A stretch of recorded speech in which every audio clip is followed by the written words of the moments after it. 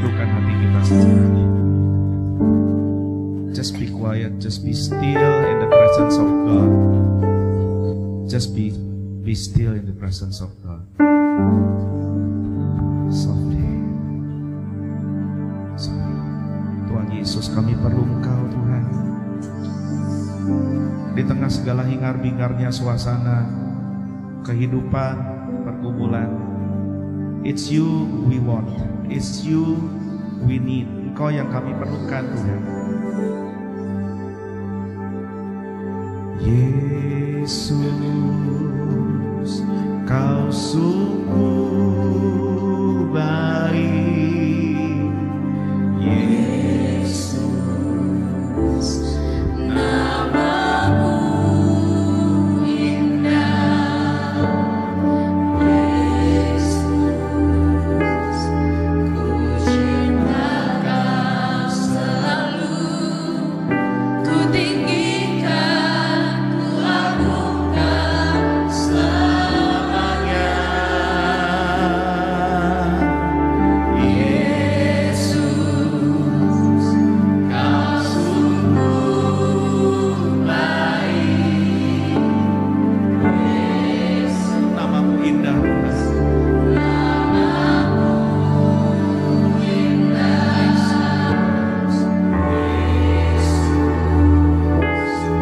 Ku cinta Kau selalu. Ku tinggikan, ku agungkan selamanya. Ku mau memujimu, ku selalu. Ora nama sanda makaya, ora nama sanda makaya.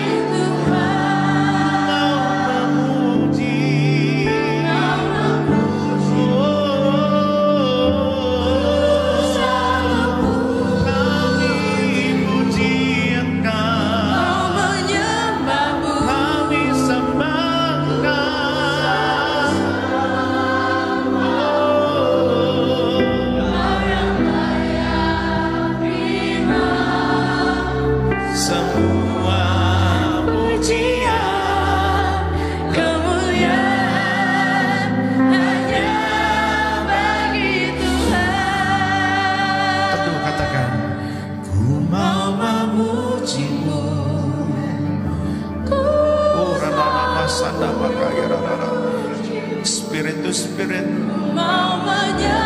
soul to soul, your heart to our hearts, our hearts to your hearts. Urkamu seribu tanah makaya ramu sanda makaya.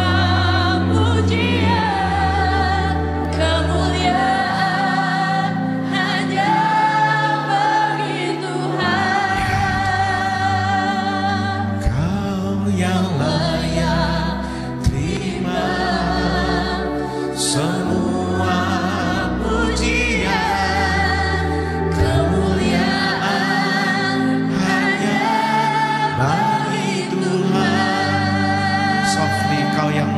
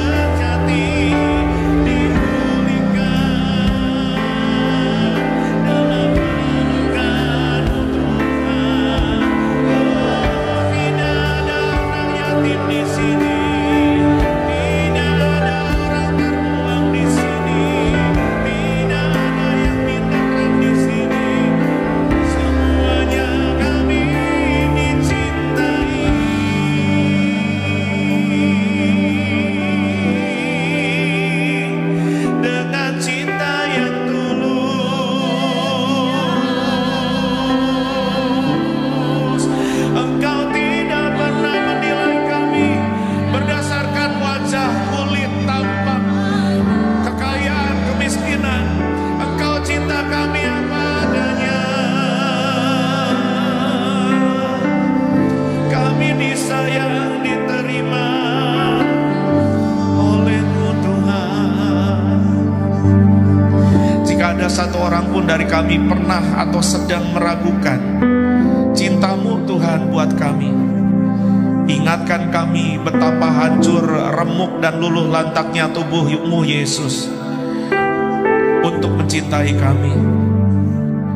Waktu kami berpikir kami tidak dicintai, lewat salib-Mu Engkau berkata pada kami, Engkau cinta mati sama kami. Bahkan Kau mati demi cinta akan kami. Kau mengasihi kami lebih dari yang kami duga. Kau mengasihi kami lebih dari yang terdekat sekalipun. Dan di dalam-Mu kami utuh, kami cukup. Kami gak perlu nambahin apa-apa supaya kami bisa lebih layak atau lebih bagus. Kami sudah indah di mata-Mu Tuhan. Engkau indah bagi kami Tuhan. Dan biar bulan ini setiap anak-anak-Mu merdeka. Kami gak rela cuma Republik Indonesia yang merdeka. Setiap kami harus sadar, kami ini anak-anak raja segala raja. Supaya kami ngerti identitas kami ngerti inheritance kami ngerti hak-hak kami sebagai anak-anak ahli waris yang punya langit dan bumi. Sehingga ketika menjalani hidup kami tidak jalan dengan kepala tertunduk malu dan menyerah kalah. Kami berjalan dengan kepala tertawa tengadah ke surga, tahu bahwa Bapa kami mengasihi kami dan menyayangi kami. Dan setiap kali kami lihat ke langit ke surga, kami tahu Tuhan tersenyum atas kami. Sebab inilah your sons and daughters, putra-putramu dan putri-putrimu yang sudah Kau beli dengan darah Yesus yang mahal. Kami dicintai, kami diterima, kami dipulihkan, kami merdeka di dalam nama Yesus. Amin. Tepuk tangan yang meriah buat Tuhan, saudara-saudara. Kasih salam kanan kiri, katakan kamu dicintai. Yes. Yes. Boleh sekali lagi tepuk tangan yang keras buat Tuhan Yesus. Silakan duduk saudara-saudara. Thank you tim PW, thank you Pastor Angel dan tim sudah memimpin kita in worship. Nah, saudara-saudara, mungkin saya mau menyambut pertama-tama untuk saudara-saudara yang baru pertama kali di sini. Apakah ada saudara yang baru pertama kali datang? Boleh angkat tangannya. 1, 2, 3. Kita kasih tepuk tangan. Welcome home di Living Bread Church. Selamat datang, selamat pulang di gereja Living Bread, gereja roti hidup saudara-saudara. Karena kita percaya roti dunia cuma mengenyangkan sedikit. Habis makan tetap lapar lagi. Tetapi roti hidup yang keluar dari setiap mulut Kristus bukan cuma mengenyangkan, tapi menghidupkan dan menghiburkan. Tepuk tangan yang meriah buat Tuhan. Haleluya. Nah, buat saudara-saudara yang baru datang, mungkin saudara bingung, saudara kaget. Ini gereja rame banget. Ini gereja lebih rame dari pertandingan sepak bola. Ini gereja lebih rame daripada orang nonton ondel-ondel. Karena di sini adalah orang-orang lagi pesta. Bukan karena kami kaya raya, bukan karena kami hebat dan berjaya, tetapi karena kami tahu kami punya Tuhan yang sanggup mengalahkan segala perkara. Makanya kebaktian di tempat ini seperti orang pesta, saudara. Karena kalau Anda menang, kalau kesebelasan kesukaan Anda menang waktu pertandingan sepak bola, kalau petinju yang kita sukai menang, apa yang terjadi, saudara? Yes, wah menang! Apalagi kalau pertandingan bola Holland, ya kan? Kalau Belanda bertanding, itu Indonesia bagian timur semuanya bajunya oranye kayak Barat Jansen hari ini, saudara-saudara. Sekalipun saya nggak tahu dia AC Milan atau Holland atau apa, saya nggak tahu, tapi kita akan senang kalau kemenangan terjadi. Nah, saudara, kenapa kami di tempat ini buat saudara-saudara yang baru, kenapa kami nyanyinya kalau lagi sedih kita worshipnya intimate, kita nangis, tapi kalau lagi sukacita kita jeritan, kita jungkir balik. Ada yang ibadahnya sunyi senyap, enggak apa-apa, enggak berdosa. Ada yang tenang, kalem, ada yang haleluya, enggak apa-apa, enggak salah juga. Ada juga yang nari, ya kan, kayak Bu Eka gitu. Jangan suruh saya nari ya, nanti Bapak Ibu kehilangan nafsu makan. Tapi di sini semua ekspresi kita bebas. Kenapa? Karena bukan kita akan meraih kemenangan, tetapi Tuhan Yesus sudah memberikan kita kemenangan atas segala perkara. Tepuk tangan yang meriah buat Tuhan. Itu sebabnya hari ini saya kepengen kita lanjutkan pelajaran bulan ini, mengalahkan spirit yatim piatu. Saya benci sekali yang namanya orphan spirit. Nah, tidak ada yang salah dengan tidak ada yang salah dengan being orphan. There's nothing wrong of being orphan. Tidak ada yang salah menjadi yatim atau menjadi piatu atau menjadi yatim piatu, tidak salah. Karena Alkitab juga menceritakan banyak tokoh-tokoh Alkitab yatim piatu, bahkan yatim piatu. Contoh Mephiboset. Mephiboset itu cucunya, masih ingat gak saudara? Cucunya raja siapa, Pastor Jim? Cucunya Raja Saul, anaknya Yonatan. Bapaknya sudah nggak ada, opanya sudah nggak ada, ditampung oleh Daud. Mephiboset pun dipakai Tuhan untuk mengajarkan sesuatu sama kita. Lot, dia harus tinggal bersama dengan pamannya Abraham. Berarti apa saudara? Kemungkinan besar Lot yatim piatu. Tapi Lot dipakai Tuhan untuk memberikan kepada kita pelajaran. Esther juga yatim piatu, sehingga dia dekat, dia dibesarkan oleh pamannya yang namanya Mordekai. Nah, saudara-saudara, menjadi yatim piatu itu bukan pilihan. Kadang orang tua kita membuang kita atau mereka sudah meninggalkan kita karena sudah lebih dahulu pulang ke surga. Katakan amin.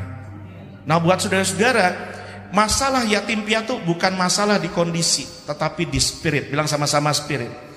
Karena Tuhan Yesus berkata gini dalam Yohanes 14 ayat 18, seperti yang sudah tampil di layar, "Aku tidak akan meninggalkan kamu sebagai yatim piatu. Aku akan datang kembali kepadamu." Bilang sama-sama, di dalam Tuhan Yesus tidak ada yatim piatu. Apakah ini bicara realita biologis? Bukan. Ini bicara realitas spirit. Karena waktu Tuhan Yesus naik ke surga, murid-murid ketakutan. Gimana kami? Nanti kami seorang diri di dunia ini. Nanti kami jadi yatim piatu. Tuhan Yesus bilang, tidak akan kamu mengalami orphan spirit, karena aku kasih kamu Holy Spirit. Kamu tidak akan menjadi orang-orang yang punya roh, punya spirit yatim piatu, karena aku kasih kamu Roh Kudus yang membuat kamu tidak sendirian lagi. Aku menyertai kamu sampai selama-lamanya, sampai kesudahan zaman, kata Tuhan Yesus. Nah, yang menjadi masalah kita hari ini, saudara-saudara, adalah spiritnya. Bilang sama-sama spiritnya. Bilang sama-sama spiritnya. Colek kanan kiri, bilang spiritnya. Nah iya. Spiritnya, saudara-saudara, spirit yatim piatu. Kita bisa lihat ini contoh di negara kita saja. Karena kebiasaan dijajah oleh menir-menir Belanda itu, sehingga Nyonya Menir berdiri lama sekali dan tidak pernah duduk. Nyonya Menir berdiri sejak 1904 sampai sekarang dia diri terus. Nah, karena dijajah Belanda kurang lebih 3,5 abad katanya, dijajah Jepang 3,5 tahun. Kalau kita ketemu Londo, tahu Londo ya? Londo ketemu bule-bule itu kayak, makanya Pak Jokowi marah sekali sikap seperti ini. Gak boleh ketemu bule terus Uni Eropa dilawan sama Pak Jokowi. Ini mental orang-orang merdeka begitu. Ketemu orang Jepang, hei, ya, gitu. Kayak kita mau disuruh roh Musa gitu, saudara ya. Kita mau roh Musa, roh Yosua, roh apa aja, terserah, yang penting kita merdeka. Nah, yang jadi masalah spiritnya. Spirit yatim piatu bukan kondisi biologis, tapi kondisi spiritual yang berdampak emosional. Saya ulangi, saudara. Spirit yatim piatu bukan kondisi biologis, tapi kondisi spiritual yang berdampak emosional. Nah, kondisi emosional ini ditandai dengan perasaan yang ditelantarkan. Asumsi. Rasanya ditelantarkan. Rasanya ditolak. Rasanya kesepian. Seringkali orang-orang begini kesepian di tengah keramaian. Sehingga kalau anak muda atau anak tua juga gak bisa kesepian karena hopeless romantic. Dikit-dikit jatuh cinta, nggak bisa jomblo, langsung nyaut ya, langsung nengok, kena. Nah, nggak ada yang masalah dengan jomblo, tetapi banyak orang mencari pasangan bukan karena dia belajar untuk mengasihi. Dia tidak mengasihi pasangannya, dia mengasihi pacarannya. Ulang ya. Banyak orang tidak kuat sendiri. Kayaknya aku kalau sendiri tuh kayak melintir kayak perangko, nggak kena lem gitu, saudara ya. Mungkin AC-nya kedinginan gitu, saudara ya. Banyak orang nggak kuat sendiri karena sebetulnya dia bukan mencintai pasangannya, dia mencintai cintanya. That person is loving love, bukan loving the person. Orang model gini tidak mencintai pasangannya, orang model begini mencintai cintanya. Makanya kalau pacarannya nggak bisa jomblo. Pokoknya begitu putus, minggu depan udah ada yang baru. Paling lambat bulan depan COD dulu, lama. Ya kan, cek-cek di apa, ngobrol-ngobrol dulu, ngechat dulu kan, online dulu kan saudara ya. Ketika cocok COD saudara ya. Nah, orang-orang begini hidupnya akan menderita selama-lamanya karena sebetulnya dia punya spirit orphan, spirit yatim piatu. Nah, supaya Anda merdeka dari spirit ini, harus mengenali dulu kita punya nggak spirit ini. Tapi dibutuhkan kerendahan hati untuk kita bisa menyadari bahwa kita memiliki masalah ini. Kalau Anda mau sembuh, dibutuhkan kerendahan hati untuk kita sama-sama menyadari bahwa kita punya masalah ini. Saya kasih contoh, kalau Anda pergi ke dokter, kalau Anda rendah hati, maka Anda akan buka semua masalah kondisi kesehatan Anda sama dokter kalau Anda mau sembuh. Contoh misalkan, maaf punten. Misalkan Anda punya bisul yang bernanah gitu kan, di bagian bumper belakang misalkan. Ini tidak bicara jorok, tapi kan sesuatu yang tidak enak diceritakan, bener ya? Malu gitu. Tapi Anda udah mengganggu nih. Anda duduk nggak bisa, tidur nggak bisa, worship nggak bisa, cuma makan aja yang bisa. Karena makan bisa nggak bisa harus bisa. Apalagi kalau udah ada cunyuk dioles minyak babi, ya itu.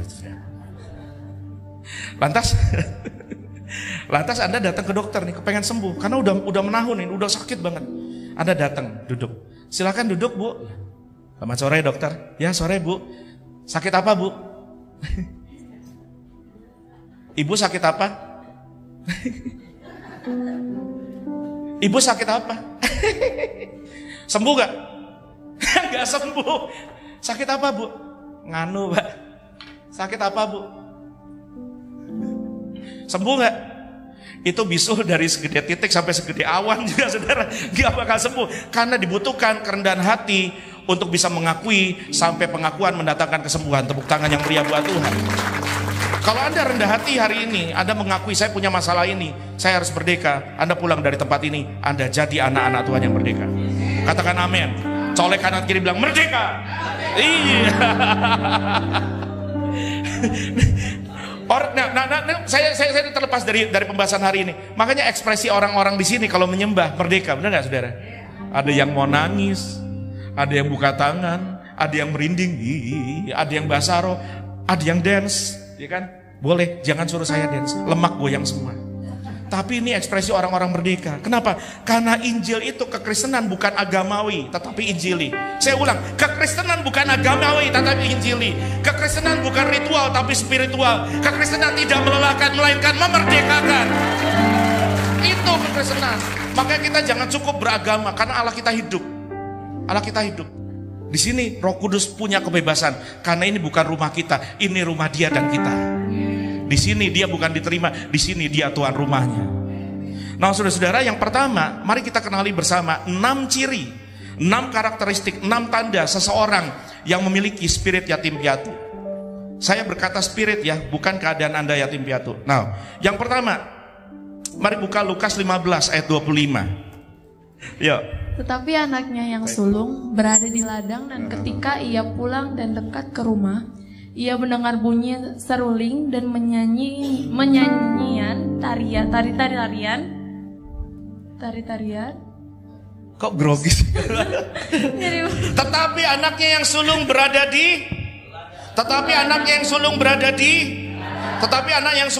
di Nah, saudara-saudara, mungkin Anda belum pernah baca ini. Buat yang sudah pernah baca, kita refresh lagi. Buat yang belum baca, dengar baik ini. Ini ada cerita, satu papa, satu ayah, satu bapak punya 2 anak. Yang satu sulung, yang satu bungsu. Yang satu anak paling tua, yang satu anak paling muda. Dua-duanya adalah anak. Perlu berusaha jadi anak enggak? Perlu berusaha papanya jadi papanya. Otomatis sudah jadi anak. Benar atau benar? Sudah jadi anak. Tetapi ketika kehidupan berjalan, si bungsu jatuh dalam dosa. Dia minta harta bapaknya. Ini anak kurang ajar, bapaknya masih hidup sudah minta warisan. Dia pergi makan-makan, cia-cia, kongko-kongko, ngopi-ngopi, ya kan, cunyuk-cunyuk, dan main perempuan. Kata Alkitab, dicatat. Dan dia sampai makan ampas babi karena jatuh miskin. Ketika dia pulang, bapaknya terima. Namanya anak, benar gak saudara? Tapi anak yang sulung, dia tidak pergi meninggalkan rumah bapaknya seperti si bungsu.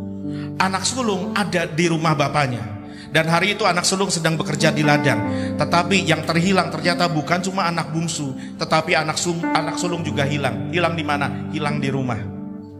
Karena dari sini kita belajar. Nanti kalau Anda baca Anda baca terus, anak sulung tidak ngerti posisinya bahwa dia adalah anak Bapa dan dia adalah ahli waris dari semua yang Bapa punya. Nah, cerita ini adalah gambaran kita dengan Tuhan, saudara-saudara.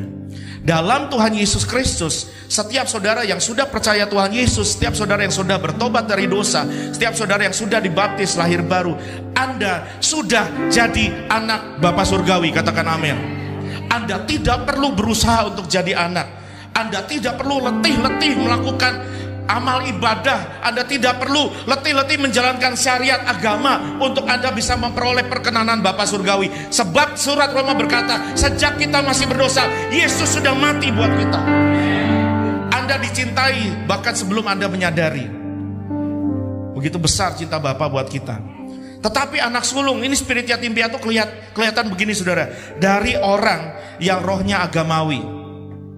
Anak sulung ini kalau Anda baca terus, dia akan membanggakan kepada bapaknya, membandingkan dirinya dengan adik bungsunya. Si bungsu kurang ajar, tapi aku melakukan semua pekerjaan buat Bapak. Aku melakukan ini dan itu buat Bapak. Ini spirit agamawi. Sebab agama adalah upaya manusia untuk memperoleh perkenanan Bapak. Agama adalah upaya manusia untuk bisa mudah-mudahan, moga-moga masuk surga. Tapi Injil adalah Tuhan Yesus membuka jalan sehingga kita yang gak mungkin naik dijemput turun dan diangkat naik jadi anaknya. Ini berita Injil. Saya marah kalau sampai gereja dan pendeta tidak ngerti ini dan mulai merusak berita Injil yang asli, sehingga mengatakan bahwa masuk surga itu harus dengan kekuatan kita menjalankan syariat ibadah. Terbalik. Justru karena kita sudah dibenangkan oleh Injil, kita yang tadinya tidak punya kemampuan dan tidak punya kemauan untuk melakukan perbuatan kudus, perbuatan baik, sekarang bukan cuma dibuat mau tapi dibuat mampu. Kekudusan, kesucian, kesalehan hidup bukan syarat masuk surga. Kesucian, kesalehan hidup adalah buah dari keselamatan yang surga sudah berikan buat orang berdosa macam kita. Sehingga setiap orang berdosa yang sudah lahir baru mampu untuk hidup kudus. Tadinya sebelum itu kita bukan cuma tidak mampu, kita tidak mau. Karena buat kita dosa itu enak. Karena belum mengalami metanoia. Nih saya pokoknya akan jelaskan tentang dosa ulang-ulang. Bapak Ibu dengar baik, dosa enak apa enak? Ini orang jujur semua di sini ya, luar biasa. Ini gereja orang-orang jujur nih. Ulang ya. Dosa enak atau enak? Korupsi nggak pakai kerja keras, nggak pakai lelah-lelah, bisa cia duit orang, cia rezeki orang 1M sampai 20M, ber. Enak apa enak? Enak banget ya. Bapak-bapak, ada gadis muda belia yang bodinya begini. Bodinya begini itu bukan body gitar, body ubur-ubur. Mencintai, mengasihi Anda tanpa mau merenggut semua kekayaan Anda, apa adanya mencintai Anda, dan Anda selingkuh bertahun-tahun tidak ketahuan. Enak apa enak? Jawab ibu-ibu sih. Saya nanya bapak-bapak loh. Ini laki-laki, pria yang sudah menikah dan anak-anak muda yang gak menikah, berzina, gak ketahuan, wah berulang-ulang. Enak apa enak? Mulai turun suaranya. Tapi saya mulai mendengar kejujuran sini ada. Enak, suaranya mulai ngebas gitu ya. Oke, sekarang saya jelaskan kenapa Anda harus mengalami metanoia. Dosa itu enak, benar? Enaknya di depan. Setuju? Saya tanya sama Bapak Ibu, siapa di sini yang tidak akan mati? Yang gak bakal mati? Oh nggak ada ya? Siapa di sini yang yakin dirinya pasti mati? Angkat tangan. Yakin ya? Saya nggak bilang hari ini, jangan takut. Angkat tangan. Langsung mukanya pucat semua. Yang angkat tangan. Siapa yang yakin dirinya akan mati? Angkat tangan. Tahan. Tinggi. Ini udah sering dilakukan sih. Tahan. Mungkin orang baru harus belajar ini. Tahan. Oke, tahan ya. Yang angkat tangan lihat kanan kirinya. Lihat kanan kirinya. Sekarang kalau dia juga angkat tangan, dadain dia. Hai calon mayat. Langsung waduh. Kamu sama saya itu calon mayat. Masa nggak sadar itu? Kita ini semua sudah megang boarding pass. Cuma beda tanggal check-outnya aja kapan. Mana tahu besok. Nah ketika Anda menyadari ini, hidup jadi waras. Sebab ternyata hidup ini fana. Nah ketika Anda sadar dosa itu enaknya di depan. Ya kan? Enaknya di depan. Bayarnya belakangan gak? Anda kan pasti mati.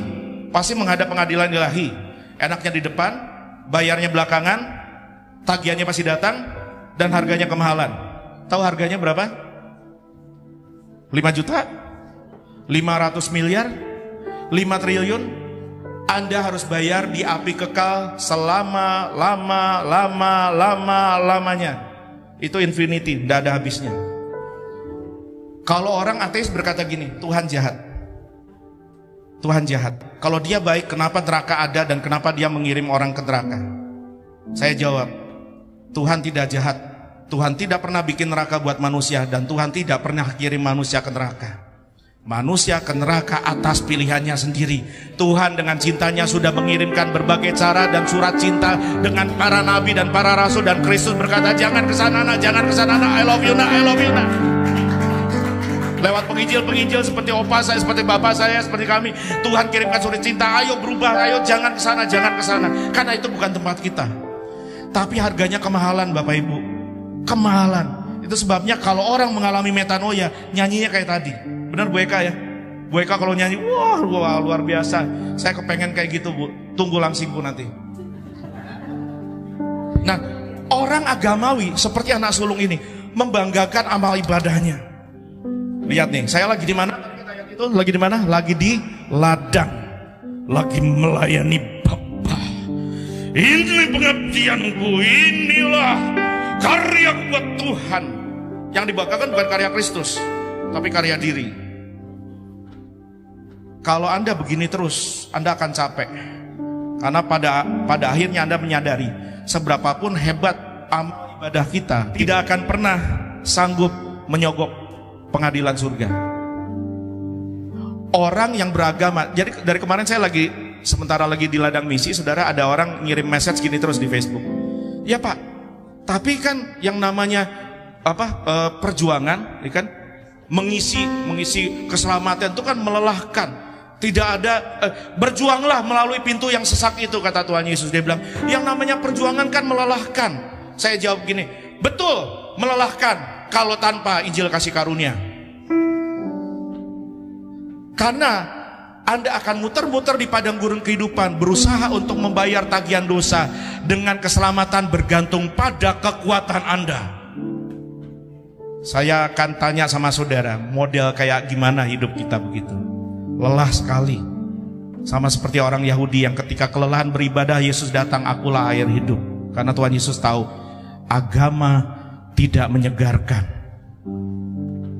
Orang begini akan mengukur dirinya secara spirit agamawi.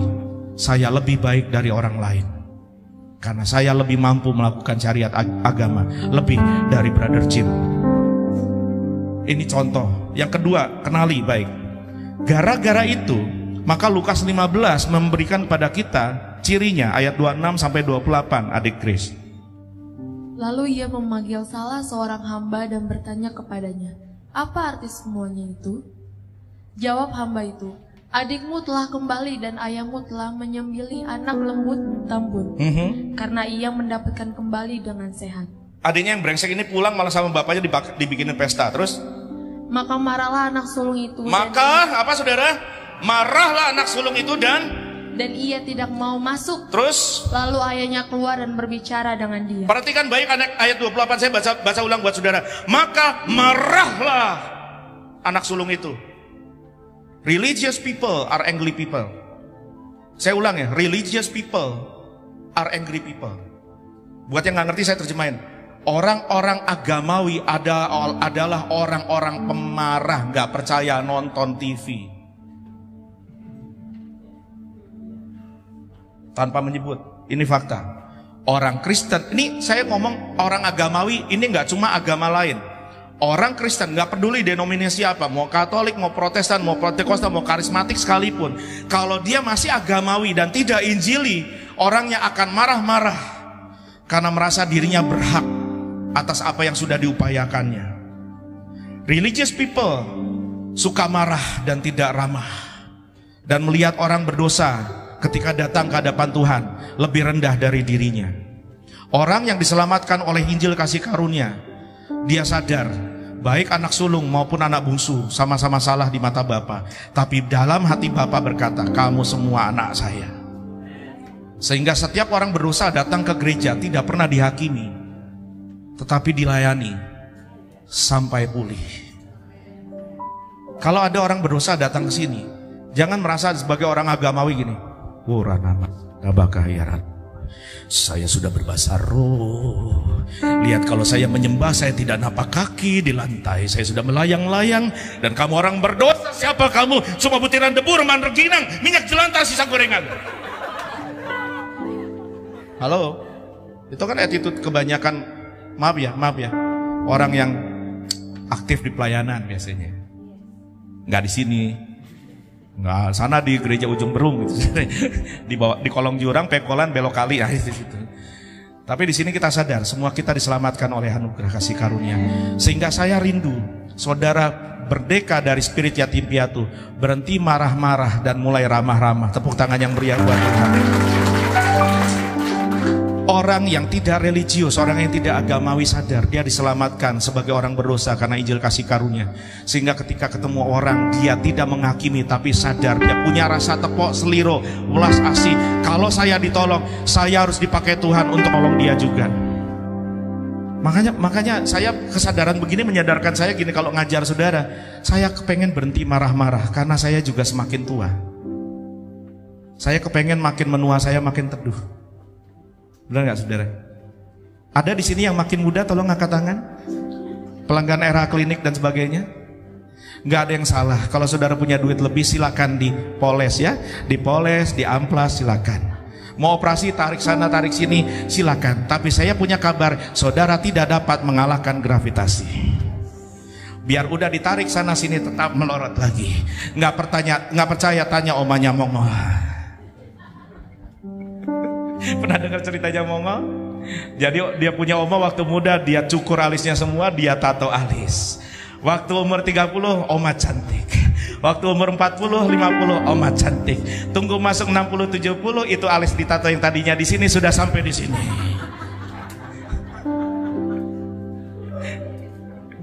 Kita tidak dapat mengelawan gravitasi. Kalau Anda berjuang mau terus hidup menjadi seksi, Anda akan bertanding dalam sebuah pertandingan yang tidak dapat Anda menangkan. Berdamailah dengan dirimu. Yang Anda perlu jaga adalah kesehatan rohani, jiwani, dan tubuh. Cukup. Anda nggak perlu jadi dipoles, diamplas, marah-marah. Lihat, ini kan ini saya ngomong agak keluar sedikit. Definisi dunia akan cantik apa? 1, langsing. 2, putih. Kalau modelnya orang Papua, orang Ambon gini, model Pajim gini, mau diapain putih? Makanya dia pinter, dia nyarinya istrinya Tionghoa. Pinter. Nah saudara-saudara, kalau kita memaksakan kecantikan sebagai yang terlihat di luar, maka kita capek setiap kali nonton Lisa Blackpink.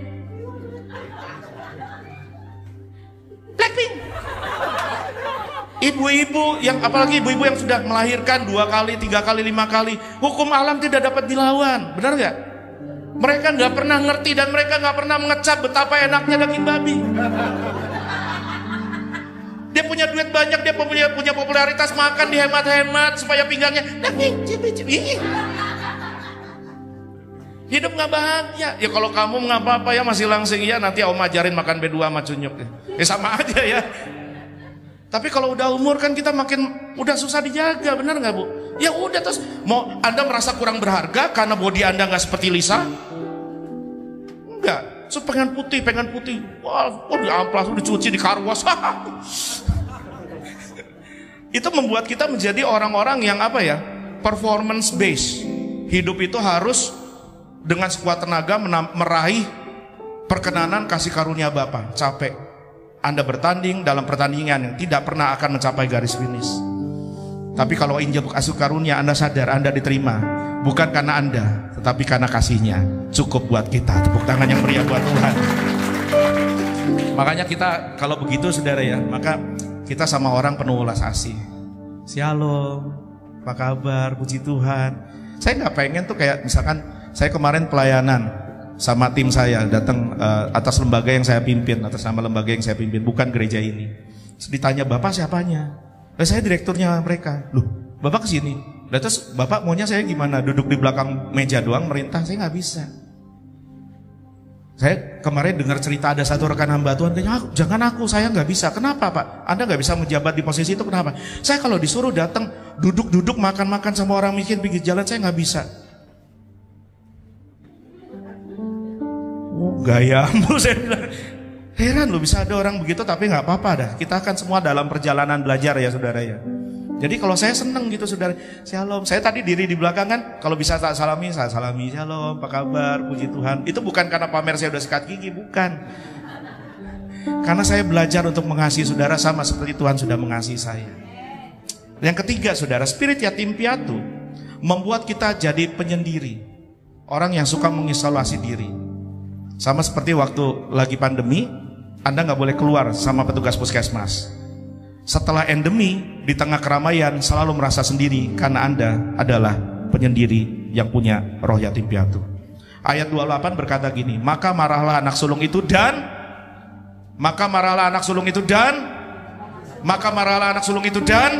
ia tidak mau masuk, dia memilih di luar. Siapa yang ngeluarin dia? Dirinya sendiri.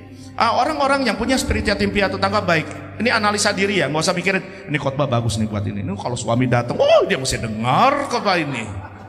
Nah, buat diri aja, menyendiri, menolak diri dari fellowship, merasa tertolak oleh persekutuan, oleh komunitasnya. Padahal ini cuma asumsi. Merasa tidak ada yang mengasihi, tidak ada yang memperhatikan, dan tidak ada yang mempedulikan. Merasa ditolak, tidak diajak masuk dalam inner circle pertemanan. Jadi kalau ngumpul-ngumpul, entah di sekolah, di kampus, di kantor, pas jam makan siang atau di gereja, kepengennya duduknya jauh. Betapa malang nas. Aku mah cuma orang kismin. Tahu orang kismin apa Bapak Ibu? Ini miskin, ini kismin, di bawahnya miskin gitu. Aku mah tertolak. Aku mah bukan siapa-siapa. Saya cuma rebahan reginang, sisa putrian debu. Gak boleh ada orang begitu di sini. Kita semua keluarga dalam Tuhan. Gak ada yang merasa diri lebih cantik, lebih ganteng, lebih kaya, lebih wangi, lebih terpandang. No, setiap kita pendosa yang diselamatkan karena anugerah. Saya gak peduli berapa jumlah saldo di rekening Anda. Yang saya peduli betapa hatimu sudah dirubahkan oleh kasih-Nya. Tepuk tangan yang meriah buat Tuhan. Orang begini cuma hidup kesepian di tengah keramaian. Padahal itu cuma asumsi, tapi bukan kenyataan. Kesepian di tengah keramaian itu saya dulu, karena saya haus akan kasih saya. Saya tinggal sendiri sejak SMA. Orang tua, nenek moyangku seorang pelaut, bukan nenek moyangku, bapakku serang bawa. Bapak saya selalu berlayar, dan kalau dinas di daerah, saudara, akhirnya membuat saya tinggal sendiri di Jakarta. Dan itu membuat saya haus akan caci cayang. Ini caci cayang di atas yang kasih saya. Jadi saya tidak suka jomblo. Makanya jangan merasa terhina ya, karena aku menceritakan diriku juga. Saya tidak bisa jomblo. Kalau putus satu, tumbuh 1000. Satu kampus, fakultas, cabangnya ada, udah kayak franchise McDonald. Kenapa? Bukan karena saya belajar untuk mengasihi pasangan, saya sedang mencintai status. Di tengah keramaian selalu merasa kesepian. Apakah ada yang merasa begitu? Anda hidup dalam ilusi yang ternyata cuma asumsi dan bukan fakta. Yang keempat, ayat 29 adik Grace. Tetapi ia menjawab ayahnya, katanya, telah bertahun-tahun aku melayani Bapa dan belum pernah aku melanggar perintah Bapa. Tetapi kepadaku belum pernah Bapa memberikan seekor anak kambing untuk bersuka cita dengan sahabat-sahabatku. Saya baca ya saudara ya. Tetapi ia menjawab ayahnya, katanya, telah bertahun-tahun aku melayani. Bilang sama-sama melayani. Bilang sama-sama melayani. Melayani Bapa dan belum pernah aku melanggar perintah Bapa. Dalam teks aslinya saya udah cek bahasa Yunani yang nggak ada kata Bapa di situ. Nggak ada. Jadi kalau Anda hilangkan kata Bapa, anak ini, si sulung ini, sekalipun dia melayani bapaknya, sama seperti kita, kalau kita merasa sudah pelayanan, sudah melayani Tuhan kita, sudah melayani Allah Bapa kita, tapi ngomong kita begini, katanya, ingat ya kata Bapa nggak ada sih. Lihat, lo tahu nggak dalam bahasa aslinya? Telah bertahun-tahun gua melayani, nggak pernah melanggar perintah. Jadi sama bapaknya pun ngomongnya udah kurang ajar. Saudara-saudara, spirit yatim piatu membuat kita bukan cuma jadi penyendiri, bukan cuma merasa tertolak, bukan cuma merasa ditolak, tetapi spirit yatim piatu membuat kita melayani tanpa sukacita lagi. Pelayanan pelayanan sudah menjadi beban, bukan sukacita. Pelayanan dan kebaktian sudah menjadi keharusan, bukan kehausan. Anda datang ke gereja nggak boleh dipaksa. Anda datang ke gereja bukan karena harus. Anda datang ke gereja karena haus. Orang haus gak minum mati. Saya ulang ya. Anda datang ke gereja, Anda melayani bukan karena harus. Anda melayani, Anda datang ke gereja karena haus. Dan orang haus seperti rusa haus, rindu sungai. Rusa gak minum, rusa mati. Kalau Anda datang ke gereja, kalau Anda melayani Tuhan, harusnya penuh dengan sukacita. Tapi karena roh yatim piatu merasa tidak diperkenanan, tidak diterima, tidak, selalu dalam keadaan ditolak. Saya harus kerja, saya harus meraih, saya harus melayani, saya harus melayani. Mana tahu aku diperkenan, mana tahu aku dikasih Bapak, mana tahu aku diterima, mana tahu aku berhenti ditolak. Padahal dia sudah jadi anak. Nah, orang kayak gini pelayanannya gak happy. Pelayanannya gak happy. Pelayanan jadi beban. Pelayanan tidak menyenangkan. Coba, sudah mulai analisa ada itu di sini? Ketika pelayanan, gua lagi di jadwal. Emang gak ada orang lain sih? Kalau bukan gua yang di jadwal, gak jalan di pelayanan. Yom. Itu bukan di sini, bukan. Di sini gak ada. Di sini kita sukacita semua. Benar ya? Saya memuji Tuhan, ini tim paling asik, paling solid yang Tuhan percayakan bisa melayani bersama-sama saya. Sungguh. Saya tidak ngomong ini untuk menjilat tim, enggak. Ini tim paling asik yang saya pelayanan bersama-sama tuh benar-benar pakai hati dan pakai happy. Kami melayani di sini pakai hati dan pakai happy. Kalau udah nggak happy berarti nggak pakai hati. Sebab orang yang pakai hati pasti happy. Tepuk tangan yang meriah buat Tuhan. Ini sampai bingung banyak quote-nya hari ini. Gimana postingnya? Yang kelima, orphan spirit begini saudara. Ayat 29 sampai 30 ada Grace. Mic-nya nggak usah dimatiin, nyalain aja sampai Maranatha. Ya, silakan. Ya, ayat 29 dan 30, ya. Tetapi ia menjawab ayahnya, katanya, telah bertahun-tahun aku melayani Bapa dan belum pernah aku melanggar perintah Bapa. Emang kenapa? Terus? Tetapi kepadaku belum pernah Bapa memberikan seekor anak kambing untuk bersukacita dengan sahabat-sahabatku. Iri. Terus ayat 30. Tetapi baru saja datang anak Bapa yang telah memboroskan harta kekayaan Bapa. Anakmu datang tuh pulang tuh anak kurang ajar itu terus. Bersama-sama dengan pelacur-pelacur, maka Bapa menyembelih anak lembu tambun itu untuk dia. Orang yang punya spirit yatim piatu, dengar tangkap baik. Mana tahu ada di hati kita. Seringkali iri ketika Tuhan kasih berkat buat orang lain. Loh kok dia dapat? Dia kan anak kurang ajar. Gue udah bekerja, udah melayani, gue dong diberkati dong, gue. Orang yang punya spirit yatim piatu, hatinya insecure, tidak secure, dan selalu marah ketika orang lain diangkat dan dipromosi Tuhan. Nangkap saudara?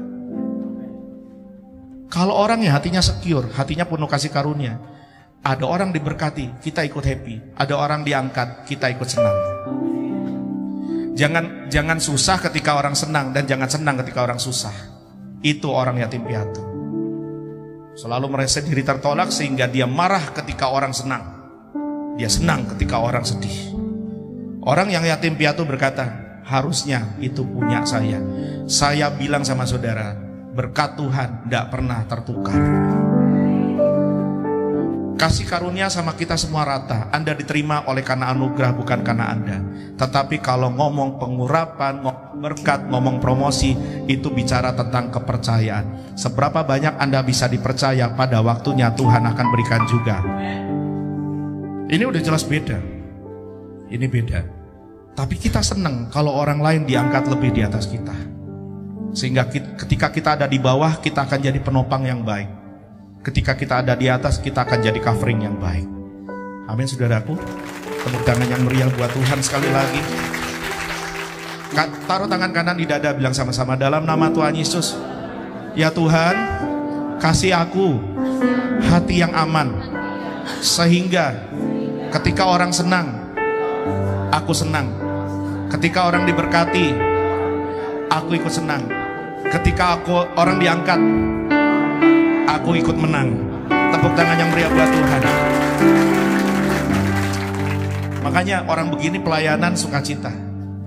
Mau ada orang junior karena kasih karunia dan perkenanan dan urapan yang ada padanya diangkat lebih tinggi dari dia, orang ini tenang, nggak baper. Hidupnya tidak setipis kulit. Kenapa? Karena kulit sensitif. Orang yang begini hatinya nggak sensitif, cukup kulitnya aja. Yang terakhir, orang yang punya spirit yatim piatu. Ayat 31, Chris. Kata ayahnya kepadanya, "Anakku, engkau selalu bersama-sama dengan aku, dan segala kepunyaanku adalah kepunyaanmu." Saudara dengar baik, di cerita ini anaknya cuma 2. Itu gambaran kita semua. Ada beberapa hamba Tuhan bilang yang sulung itu menggambarkan orang Yahudi yang sibuk dengan ritual dan syariat agama. Tetapi anak bungsu adalah kita, orang berdosa yang gak punya hak ahli waris, dijadikan ahli waris karena kasih karunia. Tetapi pada kenyataannya ayat ini mengajarkan kepada kita, baik sesulung maupun bungsu, baik saudara maupun saya, kita sama-sama anak-anaknya Bapa. Masalahnya begini, kalau Anda punya spirit yatim piatu, Anda gagal melihat identitas Anda dan menikmati hak waris Anda. Come on. Kalau Anda tidak menyadari ini, sebagai orang Kristen sekalipun, Anda sudah pelayanan sekalipun, Anda punya gelar pendeta, doktor, karburator, medit, bocor dan kotor, helikopter moncor, naik eskalator, keluar dari karburator, apa Anda punya gelar kardinal atau Sri Paus atau apapun, kalau Anda punya hati begini, Anda tidak pernah sadar bahwa Anda punya kuasa atas semua yang Bapa punya. Orang begini akan terus mengemis-ngemis penerimaan manusia. Kalau dia jomblo, dia selalu mengemis-ngemis cinta. Kalau dia merasa tidak diperhatikan, dia selalu mengemis-ngemis perhatian. Kalau dia merasa miskin, dia akan tutupi kerendahan, bukan kerendahan hati, kerendahan dirinya dengan barang-barang bermerek, sekalipun harus ngutang.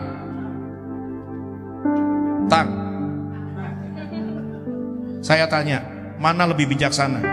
Anda punya cukup uang untuk makan, atau Anda susah makan gara-gara iPhone? Mikir. Kata Profesor Lontong, mikir. Ayo, sekarang ya, mana lebih bijaksana? Anda punya rumah tetap yang Anda bisa nyaman di dalamnya, atau Anda gak punya rumah, Anda ngontrak, stres, nyicil segala macam, tapi Anda punya mobil mewah dan parkirnya di gang sempit? Rumah. Halo, saya Bapak rohani saudara di sini. Saya harus mengajar yang benar, bukan mengajar yang Anda senang dengar.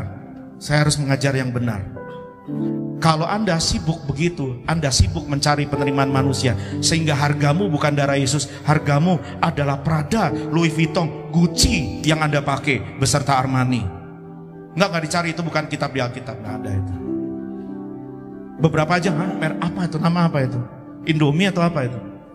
Sehingga Anda kalau khotbah harus ininya ada LV. Beberapa saudara aja nggak bisa nyebutnya. Apa itu? Itu susah tuh. Paling cuma bisa nyebut Prada. Kalau bertamu ke rumah kan nyebutnya Prada. Oh bukan salah garing ya Bu ya, itu nggak apa-apa. Gucci, nggak punya sepatu merek Gucci di rumah dipakai.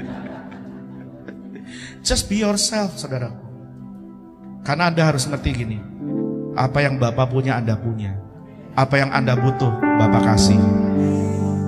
Penerimaan, belas kasihan, penyertaan, penghiburan. Saya sudah belajar mencukupkan diri dalam segala keadaan bersama istri dan anak-anak. Kelebihan saya cuma satu, saya punya orang tua yang berdoa dan istri yang tetap setia dalam segala perkara. Sedap. Itu istriku lagunya tuh kayak lagu sekolah minggu. Dalam suka duka ku kan tetap tersenyum, diolok diina kelaparan, gak punya duit dikejar tagihan, bukan tetap tersenyum. Saya pernah bawa dia naik tinggi dalam segala kami. Saya pernah bawa dia susah dalam segala Indomie. Tapi dia dan saya tetap happy dan tetap lebar sendiri. Ini menunjukkan kami orang-orang happy aja. Punya jam tangan bagus happy, nggak punya jam tangan bagus di happy. Emang hidupmu ditentukan jam tanganmu sama sepatu? Apa bedanya sepatu 300.000 sama 3 juta? Ayo. Yang ngomong emak gua. Bedanya apa? Saya bingung loh, anak-anak muda tuh ya, ada yang sampai nggak bisa bayar kuliah, nggak bisa bayar sekolah, nggak bisa makan, tapi sepatunya mau yang ini, sepatunya yang Air Jordan. Oke, nah, Nike. Itu artis zaman dulu itu Nike tuh udah meninggal. Pakai sepatunya Nike. Tapi makannya susah. Tapi beli buku nggak bisa. Ini kan masalahnya. Kalau sepatunya bisa dikecapin sama nasi panas enak makan, nggak bisa. Nah, Anda ngerti ya, hati sekir begini. Anda nggak punya roh yatim piatu. Sekalipun sepatu merek Bata, itu kalau ada maling lempar pakai itu, pecah kepalanya. Halo, Bata made in Indonesia. Nggak apa-apa, emang kenapa Bata? Saya tanya, saudara, sepatu 3 juta sama 300 ribu, kalau banjir datang, mana yang bisa lewat? Nggak ada. Kecuali sepatu 3 juta, Anda bisa bangga, sepatu saya 3 juta Pak Gembala. Haleluya, ini sepatu kalau diangkat bisa basah roh ini Pak. Dengan sepatu 3 juta, kalau Anda jalan di banjir, Anda jalan begini, banjirnya terbelah 2, tak minta sepatumu sekarang. Bisa nggak begitu sepatu? Kalau banjir basah nggak? Bau nggak? Sama. Jangankan kena banjir, kena jempolmu aja. Ya. Cuak. Halo, ini tertawamu menunjukkan pemulihanmu. Tepuk tangan buat Tuhan, orang-orang merdeka. Pulih. Jangan diuber-uber tagihan, pusing. Anak saya mau kuliah, saya aja yang pusing. Just kidding saudara. Semua apa yang kami perlu, yang anakku perlu, yang kami perlu, Tuhan sediakan. Betul. Kalau Anda hidup apa adanya, Tuhan sediakan apa adanya. Karena Tuhan selalu punya apa yang Anda butuh. Ketika Anda butuh, selalu ada. Tepuk tangan buat Tuhan. Anakku, engkau selalu bersama dengan aku, dan segala kepunyaanku adalah kepunyaanmu. Anak ini miskin di tengah kelimpahan dan terhilang di dalam rumah sendiri. Jangan jadi orang begini. Saya nggak peduli ya Bapak Ibu, perlakuan orang tua Anda kepada Anda bagaimana. Adik-adik juga ya dengar baiknya. Tapi kalau hatimu punya hati Tuhan, Anda sadar Anda diangkat Tuhan, apapun perlakuan manusia terhadapmu, Anda tetap jadi pribadi yang utuh, full of joy, full of spirit, full of hope, penuh damai sejahtera dan sukacita dari Roh Kudus. Bagaimana mengalahkan spirit ini? Mari buka sama-sama Efesus 1 ayat 3-8. Saya tutup dengan ini. Efesus 1 ayat 3-8. Ya Jesus. Ayat 3 saya baca buat saudara-saudara.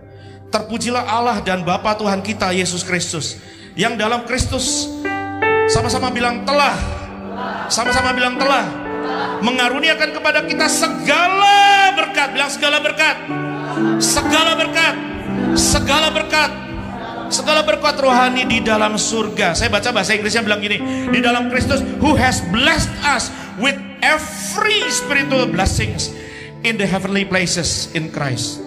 Ini bukan cuma berkat rohani nanti di dalam surga. Terjemahan ini kurang tepat. Kata dalam surga ini pakai dalam bahasa asli ya, bicara King James menerjemahkan gini, heavenly places, dalam tempat-tempat alam roh. Ini bukan bicara nanti di surga, tetapi semua berkat rohani Anda sudah punya. Sehingga ketika ada orang kena kutuk, Anda dalam nama Yesus bisa lepaskan dia dan lepaskan dirimu. Ketika ada saudara terikat setan, dalam nama Yesus Anda lepaskan dia. Bukan karena kuasamu, tapi karena kuasanya. Karena berkat ini bukan akan, telah. Bilang sama-sama, saya sudah.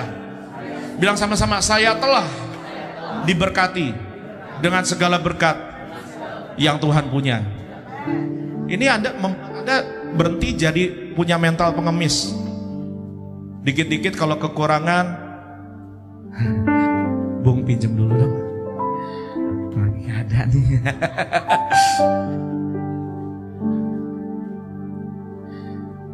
Saudara-saudara, saya kasih peraturannya sebagai gembala jemaatnya. Sesama jemaat dilarang saling pinjam meminjamkan. Kalau Anda ada kesulitan, hubungi gereja. Kecuali sudah betul-betul Roh Kudus bicara, tolong dia bantu, transfer dia 100 juta saja, kirimo, karena saya enggak. Hamba-hamba Tuhan di sini, saya kasih peraturan, tidak ada yang boleh minta-minta sama jemaat. Karena kita sedang mengajar diri kita berhenti punya mental pengemis. Kita anak-anak Bapa di surga, Raja segala raja. Kalau Anda punya berkat rohani, yang ditakuti setan itu bukan cuma Bapak Pendeta. Kalau Anda ngerti identitas Anda, ada orang kesurupan, jangan Anda ya amit-amit cabang bayi, jangan samperin. Kalau Anda sedang naik di tempat sepi di kuburan, tiba-tiba motor Anda mogok atau mobil Anda mogok, terus Anda dorong, tiba-tiba lalu angin bertiup, lalu daun bergesekan, lalu Justin bulu kuduknya mulai merinding.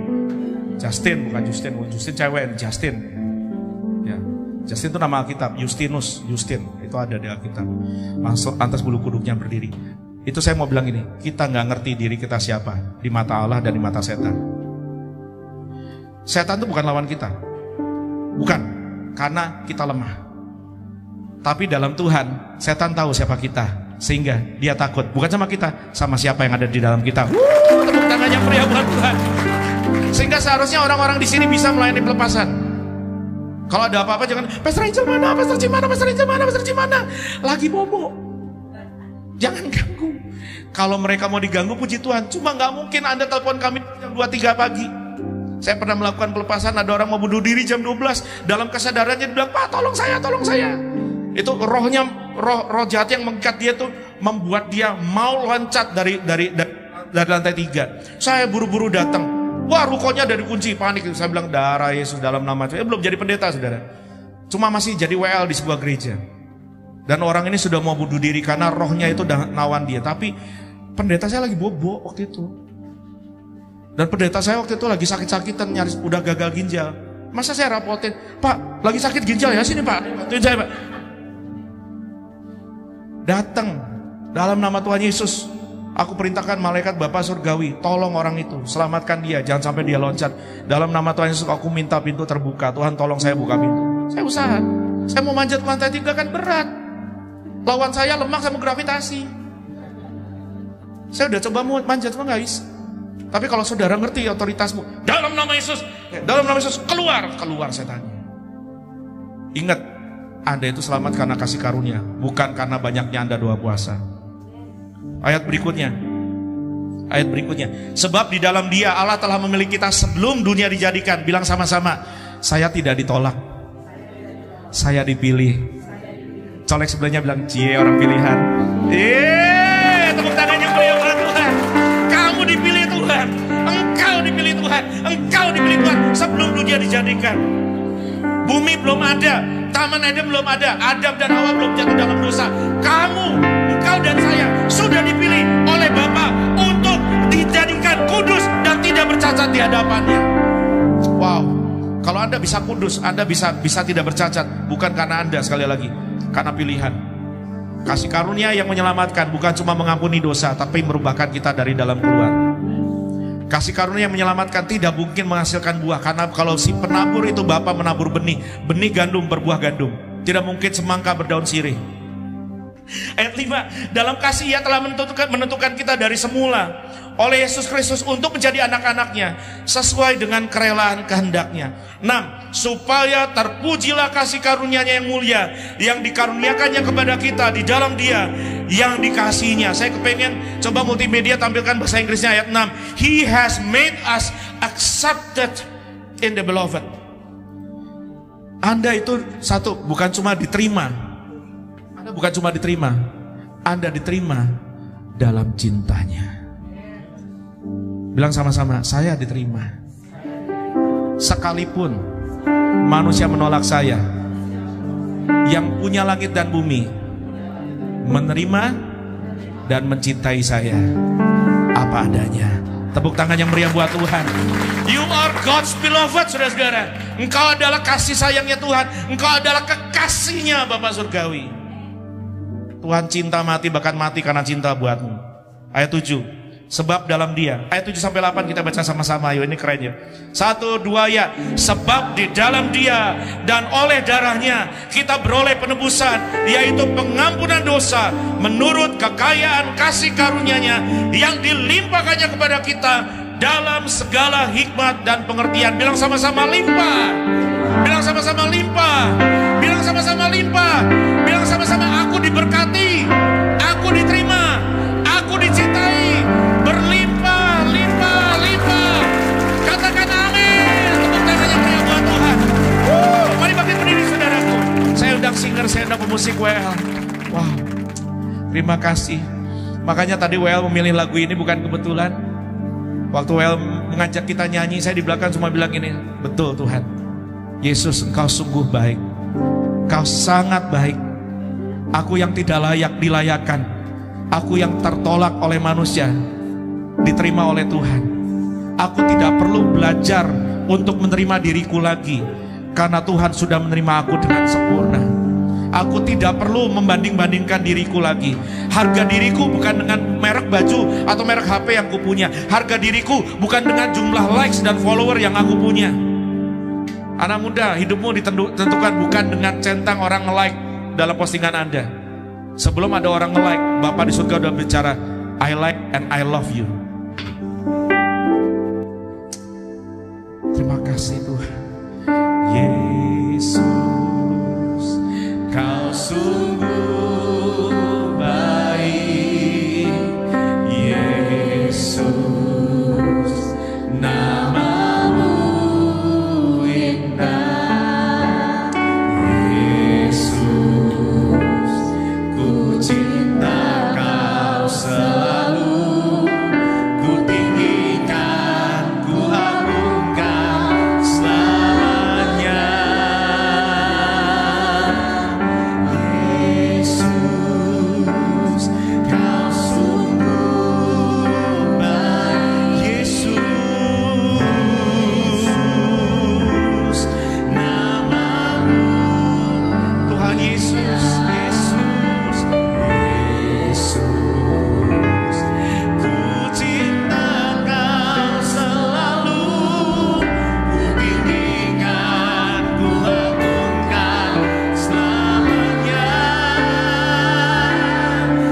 Mau memujimu, ku selalu pujimu, ku mau menyembahmu, ku selalu sembahmu. Kau yang layak terima semua pujian, kemuliaan hanya bagimu. Tepuk tangan yang meriah buat Tuhan Yesus kita. Haleluya.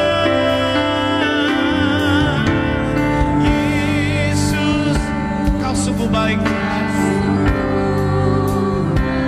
Yesus, Tuhan Yesus, ini nyanyian putra dan putrimu Tuhan.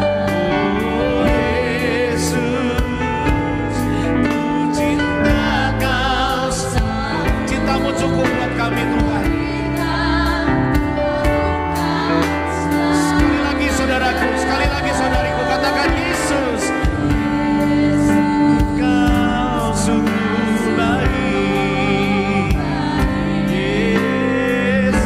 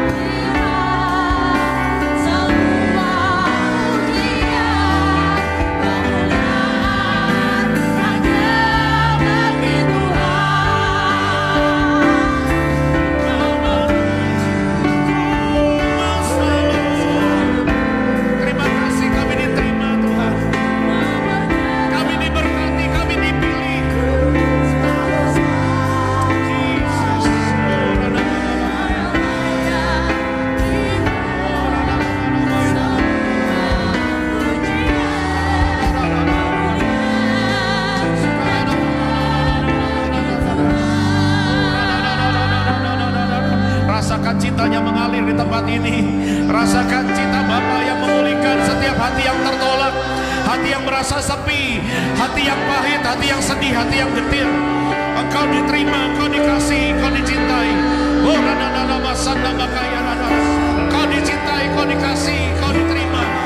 Yesus mati buatmu, Yesus cinta mati padamu.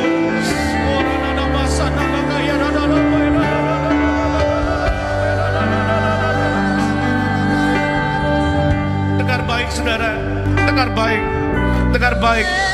Tuhan mau berkata kepada engkau yang tidak pernah merasa bahwa dirimu cukup.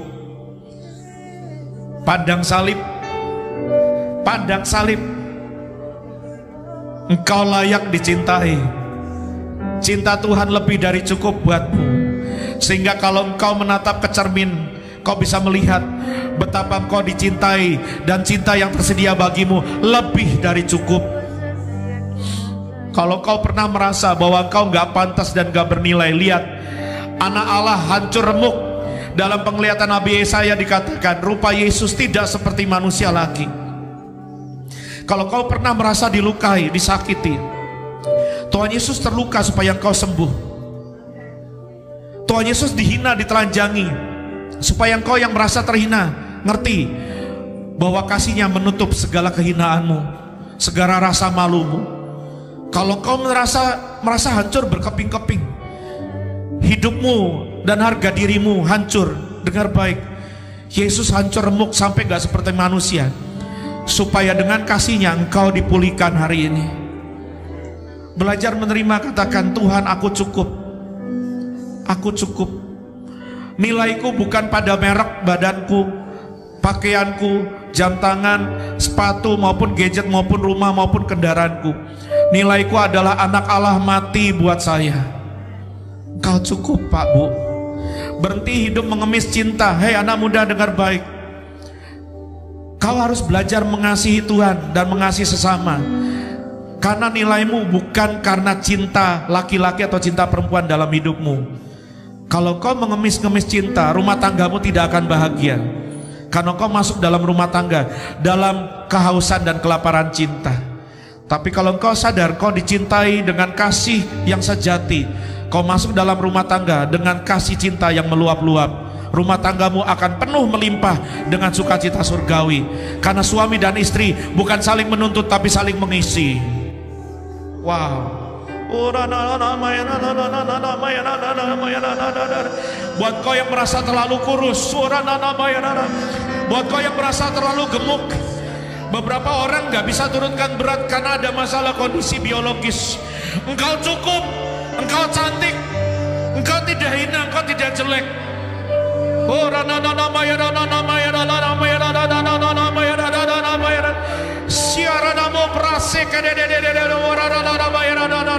Sembuh dari segala luka batin dalam nama Yesus. Sembuh dari segala luka batin dalam nama Yesus. Sembuh dalam nama Yesus. Siapa di sini yang butuh didoakan dan kau merasa bahwa selama ini kau lelah berusaha untuk menjalankan kewajiban agama, meraih perkenanan Bapa? Siapa yang merasa aku pengen sembuh dari keletihan mencari penerimaan manusia? Aku butuh sembuh dari keletihan khawatir akan kehidupan dan kebutuhanku hari-hari. Aku butuh sembuh dari merasa rendah diri dan tidak bisa menerima diri. Kalau saudara nggak sembuh, saudara nggak punya waktu untuk hidup kudus buat Tuhan. Karena orang yang sembuh oleh Injil, kekudusan bukan adalah sarana masuk surga. Kekudusan adalah buah dari orang-orang yang sudah diselamatkan. Siapa yang butuh didoakan? Taruh tangan kananmu di dada. Tidak ada yang hina di sini. Inilah rumah pemulihan, ini rumah roti hidup. Setiap anak-anak boleh datang dan makan dan minum dan jadi kenyang, kata Tuhan. Aku Bapamu, aku menyediakan penerimaan, aku menyediakan pengakuan, aku menyediakan cinta. Kau yang mengemis-ngemis cinta, kau yang mengemis-ngemis perhatian, terima cintaku luber dalam nama Yesus. Terima cintaku luber dalam nama Yesus. Terima cintaku luber dalam nama Yesus. Terus yang taruh tangan kanannya di dada tidak usah dilepaskan. Aku doa, kami doa, hamba Tuhan doa, Pastor Jim, Pastor Angel, Pastor Mona, Pastor Benny doa. dalam nama Yesus. Setiap saudara-saudara yang taruh tangan kanan di dada, aku berdoa hatimu sembuh hari ini dari mental, dari spirit, dari roh yatim piatu. Engkau anak-anak merdeka, engkau anak-anak merdeka, engkau sembuh, engkau sembuh, engkau sembuh. Kau gak perlu mengemis cinta, kau gak perlu jadi korban situasi, kau gak perlu jadi korban hinaan dan penolakan manusia. Yang punya langit dan bumi, Raja segala raja, berkenan atasmu. Yesus sudah membuka perkenanan itu. Terima